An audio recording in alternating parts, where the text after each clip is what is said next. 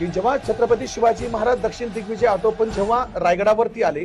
नंतरच्या काळामध्ये साधारण 1678 ला जेसुइट मिशनरी म्हणजे ख्रिश्चन धर्मियांची एक टीम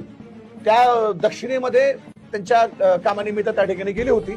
आणि त्यांना ही बातमी आली की शिवाजी महाराज दक्षिण दिग्विजय मोहिमेला असताना जिंजी किल्ल्यावरती आले होते आणि त्यांनी ते बांधकामं त्या ठिकाणी पाडली जे चुकीचे होते आणि नवीन बांधकामं त्या ठिकाणी केली आणि म्हणून ते जेसुइट मिशनरी त्यांनी त्यांची पूर्ण टीम तो किल्ला त्यांनी पाहिला आणि तो किल्ला पाहिल्यानंतर त्यांच्या लक्षात आलं की हे अति उत्कृष्ट बांधकाम शिवाजी महाराजांनी केलंय आणि त्यांच्या त्यावेळच्या दौऱ्यामधला जो वृत्तांत आहे त्या जेसुइट मिशनरीने लिहून ठेवलेला आहे. म्हणजे हे 1678 त्यांचं जे काही प्रवास वर्णन आहे त्या प्रवास वर्णनामध्ये त्यांनी सांगितलं की छत्रपती शिवाजी महाराजांनी जिंजी किल्ला जिंकला. जिंजी किल्ला जिंकल्यानंतर या गडावरचे जे चुकीचे बांधकाम आहे ते बांधकाम पाडले आणि या गडाची संरक्षण भिंत किंवा संरक्षणा दृष्टिकोनातून हा गड अजून अधिक मजबूत व्हावा यासाठी अति उत्तम बांधकाम शिवाजी महाराजांनी करून घेतलं आणि जे बांधकाम शिवाजी महाराजांनी केले